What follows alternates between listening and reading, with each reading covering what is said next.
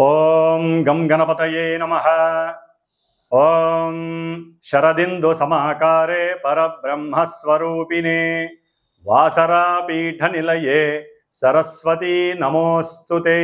శ్రీ మహాసరస్వత్యై నమః. గురుబ్రహ్మ గురుర్విష్ణుః గురుర్దేవో మహేశ్వరః గురు సాక్షాత్ పరబ్రహ్మ తస్మై శ్రీ గురవే నమః. శ్రీ గురుభ్యో నమః. మాతృభ్యో నమః. పితృభ్యో నమః. హరి ఓం. నీలాంజన సమాభాసం రవిపుత్రం యమాగ్రజం ఛాయామార్తాండ సంభూతం తం నమామి శనైశ్చరం. శనైశ్చరాయ నమః. వీక్షించేటటువంటి ప్రేక్షకులందరికీ కూడా వక్రిస్తున్నటువంటి శని భగవానుడి యొక్క అనుగ్రహం అందరికీ కలగాలని, అందరిలో ఉన్నటువంటి ఆలస్యము, బద్ధకము, నేను ఈ పని చేయలేను అనేటటువంటి కాన్ఫిడెంట్ లెవెల్స్ తొలగిపోయి చాలా ఉన్నతమైనటువంటి కీర్తి ప్రతిష్టలని, అట్లాగే ఆలస్యాన్ని, బద్ధకాన్ని వదిలితే చాలా అకుంఠిత దీక్ష పెరిగి క్రమశిక్షణ అనేటటువంటి ఆ యొక్క చర్య ద్వారా ఎంతో కీర్తిని, గౌరవాన్ని ఇచ్చేటటువంటి ఆ పరిస్థితిని తెచ్చేవాడు కర్మకారకుడైనటువంటి శని భగవానుడు. కాబట్టి ఈ శని భగవానుడు మరి కర్మ సాక్షి, ఆ సాక్షాత్తు ఆ సూర్య భగవానుడైతే కర్మకారకుడు అంటే పూర్వజన్మల్లో మనం చేసుకున్నటువంటి కర్మలన్నీ కూడా బ్యాలెన్స్గా ఉంచి ఈ జన్మలో అది జంతు రూపేణా కావచ్చు, మనిషి రూపేణా కావచ్చు, పక్షి రూపేణా కావచ్చు, ఏ రూపంలో మన యొక్క ఉచ్ఛ్వాస నిశ్వాసాలని వదులుతున్నామో ఆ జీవులందరూ కూడా శని యొక్క పాలనలో ఉన్నటువంటి వారే అని గమనించాలి. ఎందుకంటే మనకు ఉన్నటువంటి పంచభూతాలలో కనపడనటువంటిది వాయువు. ఇది మనసు కన్నా అతివేగంగా ప్రయాణం చేస్తూ ఉంటుంది ఈ వాయువు అనేటటువంటిది. కాబట్టి ఈ వాయువు ద్వారానే ప్రతి జీవి కూడా కర్మని అనుభవిస్తూ, మంచి చెడులను అనుభవిస్తూ, ఉచ్ఛ్వాస నిశ్వాసాల ద్వారా అంటే మనం చేసేటటువంటి యోగా పరిక్రమ ద్వారా కావచ్చు, లేకపోతే వ్యాయామాల ద్వారా కావచ్చు, మన యొక్క శరీరంలో ఉన్నటువంటి ప్రతి అవయవము కూడా స్పందించి ఆ యొక్క గాలి లోపలికి పీల్చుకోవటం ద్వారా వాయువుని అది ఆక్సిజన్ రూపంలో ఆ శరీర భాగాలన్నిటికీ కూడా సరైనటువంటి పద్ధతిలో అంది మన యొక్క ఆయుష్ని పెంచేటటువంటి పరిస్థితిని కల్పించేసేటటువంటి వాడు సాక్షాత్తు కర్మకారకుడైనటువంటి శని భగవానుడు. అంటే ఆయుకారకుడు ఆయనే, కర్మల్ని అనుభవించేటటువంటి స్థితిని తెచ్చేది ఆయనే, కర్మ పరిపక్వతని ఇచ్చేటటువంటి వాడు ఆ శని భగవానుడు అని అందరికీ తెలిసినటువంటి విషయమే. మరి ఆ శని భగవానుడు మార్చి 29వ తేదీ అర్ధరాత్రిన మీనరాశిలో పూర్వాభాద్ర నక్షత్రంలో తను రాశిని చక్కగా మారి ఆ మీనరాశిలో సంచరిస్తూ జూలై 13వ తేదీ వరకు అదే రాశిలో చక్కగా స్ట్రైట్ వేలో ఉత్తరాభాద్ర నక్షత్రంలో తన యొక్క సొంత నక్షత్రంలో స్ట్రైట్ వేలో చక్కగా రుజుమార్గంలో ప్రయాణం చేస్తూ వచ్చాడు. దీని ద్వారా, ఈ ప్రయాణం ద్వారా కొంతమందికి ఏలినాటి శనులు, అష్టమ శనులు, అర్ధాష్టమ శనులు, వేధాశని దోషాలు ఇవన్నీ కూడా చక్కగా పరిచయం అయినాయి. దాదాపుగా ఏప్రిల్, మే, జూన్, జూలై దాదాపు 120 రోజులు బట్టి కూడా 135 రోజులు బట్టి చక్కగా శని యొక్క అనుగ్రహాన్ని పొందుతున్నారు అని కూడా అనుకోవచ్చు. మరి ఈ జూలై 13వ తేదీన ఏంటి విశేషం అంటే రవి యొక్క గమనాన్ని బట్టి ఆయన నుంచి అంటే సూర్య భగవానుడి నుంచి ఎంతెంత దూరంలో ఏ గ్రహము ఉంటే ఆ రాశిలో ఉన్నటువంటి గ్రహం వక్రిస్తుంది. మనకు ముఖ్యంగా వక్రించేటటువంటి గ్రహాలలో శని భగవానుడు లాంగివిటీ ఎక్కువ కాలం వక్రిస్తాడు. గురు భగవానుడు ఆయన ఆల్రెడీ వక్రించాడు, ఆయన ఇప్పుడు రుజుమార్గంలో ఉన్నాడు. బుధుడు వక్రత్వం లేదు, అస్తంగత్వం ఉంటుంది. శుక్రుడు వక్రిస్తాడు. రవిచంద్రుడికి వక్రత్వం లేదు. రాహుకేతువులు ఆల్రెడీ వాళ్ళు వక్రత్వంతోనే ప్రయాణం చేస్తూ తాట తీస్తూ ఉంటారు అందరికీ కూడా. మరి ఈ విధంగా శని భగవానుడు జూలై 13వ తేదీ నుండి దాదాపుగా 137 రోజులు దాటి 138వ రోజు అంటే నవంబరు ఈ సంవత్సరం 2025వ సంవత్సరం నవంబరు 28వ తేదీ వరకు కూడా అదే మీనరాశిలో 2 నక్షత్రాలు అంటే తన సొంత నక్షత్రంలో అక్టోబర్ 3, 2025 వరకు కూడా సొంత నక్షత్రంలో వక్రించి ఉండటం, ఆ తదుపరి వెనక్కి వస్తాడు ఆయన అంటే పూర్వాభాద్ర నక్షత్రంలో మళ్ళీ వక్రత్వాన్ని నవంబర్ 28 వరకు కూడా చారసలుపుతూ ఉంటాడు.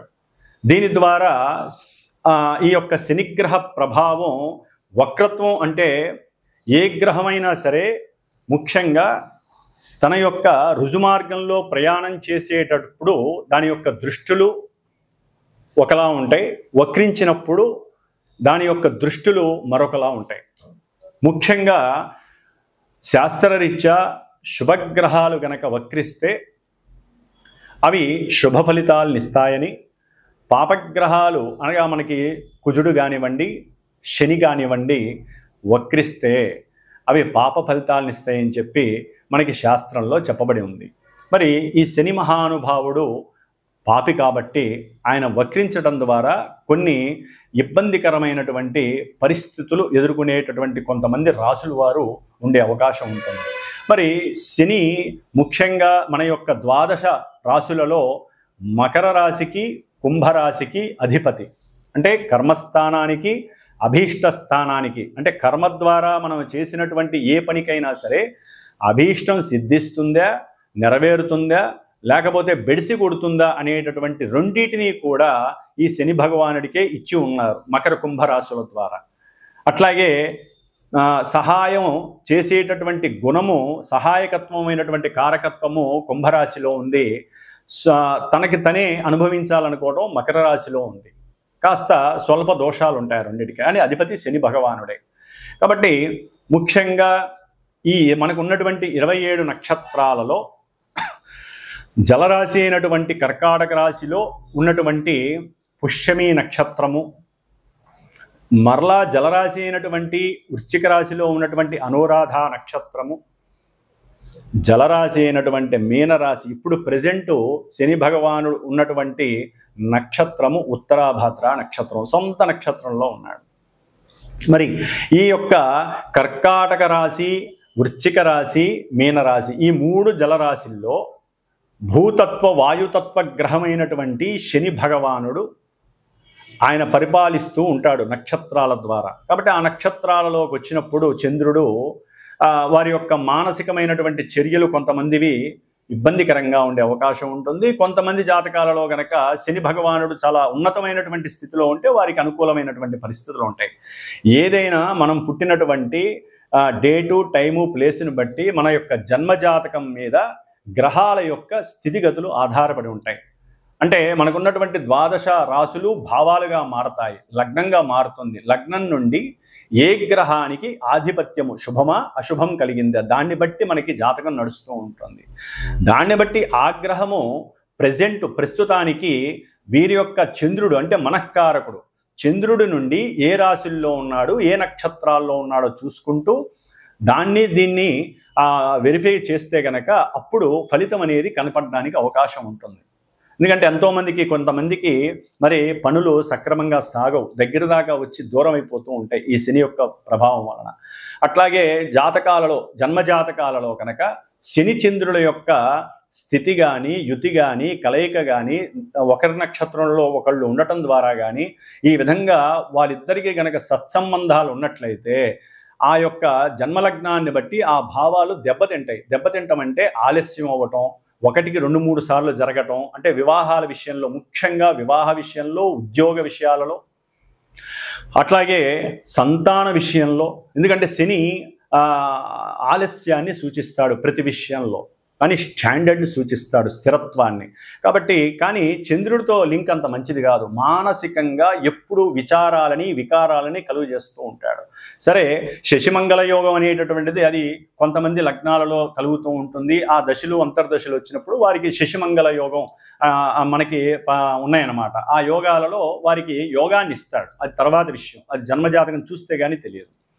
కాబట్టి మరి ఈ శని భగవానుడు ఇప్పుడు వక్రిస్తున్నాడంటే ఆయన ఇప్పటి వరకు కొన్ని రాశుల వారికి, మేషాది ద్వాదశ రాశుల వారికి, కొంతమందికి ఏలినాటి అష్టమ అర్ధాష్టమ శని ప్రభావాలు అధికంగా ఉంటాయి కదా, ఆ రాశుల వారికి ఈయన వక్రించడం ద్వారా పనుల విషయంలో కొంత ముందుకు వెళ్ళటానికి అవకాశం ఉంటుంది. ఎందుకంటే వక్రత్వం, పాపగ్రహం వక్రత్వం చెందడం ద్వారా ఆయన ఇచ్చేటటువంటి ఫలితాల విషయంలో మరి నిదానం అంటే తొందరగా ఇవ్వడానికి అవకాశం ఉంటుంది. కొలాప్స్ చేస్తున్నాడంటే లేదు, చక్కగా ఇవ్వడానికి అవకాశం ఉంటుంది. ఆ విధంగా కొంతమంది రాసుల వారు బయటపడి ఈ నవంబర్ 28 లోపల వరకు కూడా వారికి జరగవలసినటువంటి వివాహ ప్రక్రియలు కావచ్చు, సత్సంతాన విషయం కావచ్చు, లేదా ఈ యొక్క ఉద్యోగ విషయాలు కావచ్చు, ఏ పని ముట్టుకున్నా జరగనటువంటి వాళ్ళకి పనులు జరిగే అవకాశం ఉండొచ్చు, కోర్టు వ్యవహారాల విషయంలో సక్రమమైనటువంటి తీర్పు లభించవచ్చు. ఇట్లా ఎన్నో రకాలైనటువంటి శుభాలు జరగడానికి అవకాశం ఉంటుంది. కొంతమంది మేము శని నుంచి అంటే ఏలినాటి శనిలో అయిపోయినాయి, మేము ఫ్రీగా ఉన్నాం అనుకుంటారు చూసారా. అలాంటి వాళ్ళకి ఈ శని ఉన్నటువంటి వక్రత్వ స్థితి, ఆ యొక్క స్థితిని బట్టి, స్థాన స్థితిని బట్టి కొంత వ్యతిరేకమైనటువంటి ఫలితాలు కలగటానికి కూడా అవకాశం ఉంటుంది. కాబట్టి ఏదైనా సరే ఈ యొక్క శని దోషాలు పోగొట్టుకోవటానికి మీరు ఎన్ని విధాలుగా అంటే శివాలయాలకు వెళ్ళి నవగ్రహాలకి చుట్టూ ప్రదక్షిణాలు చేయటం, నువ్వుల నూనెతో అభిషేకం చేయటం, 19 ఒత్తులేసి దీపారాధన చేయటం, ఈ విధంగా దానాలు ఇవ్వటం ఏ విధంగా చేస్తారో, మంత్రోచ్చారణ కలిగినటువంటి మాలాంటి బ్రాహ్మణుల ద్వారా జరిగేటటువంటి, అంటే ముఖ్యంగా పాపగ్రహాలకి వారు అనుభవిస్తున్నటువంటి పరిస్థితులు పోగొట్టుకోవటానికి సంకల్పము అనేది ఉంటుంది. సంకల్పము ద్వారా వారి కోరికని, లేకపోతే వారికి ఉన్నటువంటి ఇబ్బందుల్ని మనం చక్కగా గణపతి పూజ ద్వారా తెలియచేసి ఆ యొక్క శనిగ్రహ జపాన్ని ఆచరిస్తూ ఒక 19 రోజులు 8 రోజులు సంఖ్య ఉంటుంది. 19,000 సార్లు 21,000 సార్లు సంఖ్య ఉంటుంది. అంతసార్లు వేదమంత్రాన్ని పఠిస్తూ శమగ్నిరగ్నివిష్కరశ్చన్నస్తపత సూర్య శంబాతో వాత్వరప అపస్రద అనేటటువంటి వేదమంత్రాన్ని చక్కగా 19,000 సార్లు 19 రోజులు చక్కగా జపిస్తూ, ఎందుకంటే వచ్చేటటువంటిది శ్రావణ మాసం, దీక్షాధారణలు కూడా కొంతమంది చేస్తారు శని భగవానుడికి. కొంతమంది మనకి రాజమండ్రి సైడ్ ఉన్నటువంటి శని భగవానుడి ఆలయానికి, నాసిక్ దగ్గర ఉన్నటువంటి శని భగవానుడి శని సింగనాపూరు ఇట్లాంటి వాటికి వెళ్ళే అవకాశాలు ఉంటాయి దీక్ష తీసుకొని. కాబట్టి శ్రావణ మాసంలో శుద్ధ విధియ రోజున ప్రారంభం చేసి ఈ యొక్క శనిగ్రహ భగవానుడి యొక్క జపాన్ని 19 రోజులు, అంటే బహుళ శ్రావణ మాసంలో బహుళ పంచమి వరకు కూడా రోజుకి 1000 సార్లు చెప్పిన వేదమంత్రాన్ని, శనిగ్రహ మంత్రాన్ని జపించి చివర్లో చక్కగా స్వామివారికి హోమం చేయటం అనేటటువంటిది, అంటే షష్ఠి రోజు కావచ్చు, పంచమి రోజు కావచ్చు, స్వామివారి యొక్క శనిగ్రహ పాశుపత హోమాన్ని ఆచరించటం. ఎవరైనా ఈ శనిగ్రహ ప్రాబ్లమ్స్ ఉన్నటువంటి వాళ్ళు ఆ హోమంలో పాల్గొనొచ్చు. అట్లాగే అక్కడికే ఒక బ్రాహ్మడికి వస్తే ఆ బ్రాహ్మడికి శనిగ్రహానికి సంబంధించినటువంటి దానాలు మీరు చక్కగా ఇచ్చుకోవచ్చు. అవన్నీ కూడా అట్లాగే మా యొక్క శ్రీమాత జ్యోతిషాలయ పీఠంలో ప్రతి అమావాస్యకి కూడా నవగ్రహాలకి సంబంధించినటువంటి నక్షత్రాలు, అంటే పాప నక్షత్రాలు కొంతమందికి ఉంటాయి, వివాహానికి సంబంధించిన ఇబ్బందికరమైన నక్షత్రాలు కొన్ని ఉంటాయి, వాటికి సంబంధించినటువంటి, అట్లాగే అమావాస్య రోజుల్లో పుట్టినటువంటి వారి గురించి, ఎందుకంటే శని అమావాస్యకి అధిపతి శని భగవానుడు. కాబట్టి పితృశాపాలు, మాతృశాపాలు, కొన్ని పితృశాపాలు ఉంటాయి మెయిన్ ముఖ్యంగా. ఆ శాపాలు పోవటానికి కూడా అమావాస్య రోజున మా యొక్క పీఠంలో ఈ యొక్క నవగ్రహ నక్షత్ర సహిత శనిగ్రహ పాశుపత హోమము, మృత్యుంజయ హోమము ప్రతి అమావాస్యకి జరుగుతూ ఉంటుంది. కాబట్టి ఈ విధంగా శ్రావణ మాసంలో ఈసారి 2వ తారీఖు నుంచి మరి 19 రోజులు ఈ యొక్క జపము ఆచరిస్తూ 19 రోజులు కూడా ఉన్నంతలో నియమనిష్టలతో ఆచరిస్తూ ఎవరికి ఏ రకమైనటువంటి శుభాలు జరగాలో అది నిత్య సంకల్పంలో చెప్తూ ఆ హోమాన్ని చేయటం అనేటటువంటిది విశేషమైనటువంటి ప్రక్రియగా నేను పెట్టుకున్నాను. కాబట్టి ఎవరైనా దీంట్లో సంకల్పయుక్తంగా మనస్ఫూర్తిగా చేయించుకోవాలనుకుంటే నన్ను సంప్రదించగలరు ఫోన్ చేసి. కాబట్టి ఈ విధంగా శని భగవానుడి యొక్క వక్రత్వం వలన కొన్ని ఆలస్యంగా జరగాల్సినవి ఫాస్ట్గా జరిగే అవకాశాలు ఉంటాయి. ఆయన యొక్క దృష్టి ప్రభావం కూడా ఇప్పటి వరకు 12వ తారీఖు వరకు పడేటటువంటి దాన్ని బట్టి కొంచెం ముందు రాశి మీద పడే అవకాశం ఉంటుంది. కాబట్టి అవి ఏవేం రాశులు?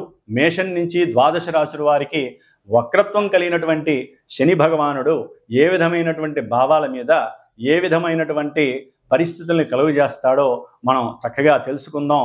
కాబట్టి 138 రోజులు శని వక్రత్వం వలన ఎన్నో మధ్యలో మనకి కుజుడు కూడా ఈ నెల 29 నుంచి ఆయనకి ఎదురుకుండా వస్తాడు. కాబట్టి అది నెక్స్ట్ ఏదైనా వీడియోలో తెలియజేస్తాను.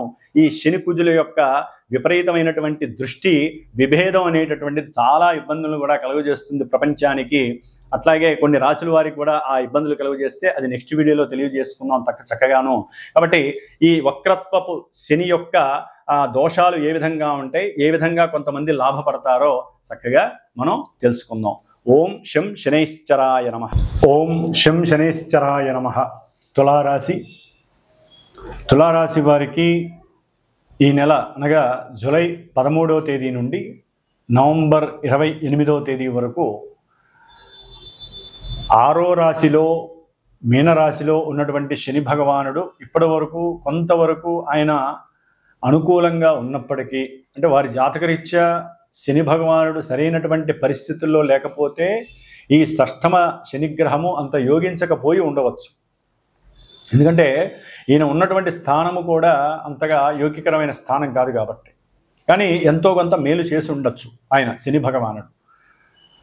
మరి అలాంటిది అక్కడ ఆ శని భగవానుడు ఇప్పుడు వక్రిస్తున్నాడు. దాదాపు 138 రోజులు వక్రిస్తున్నాడు.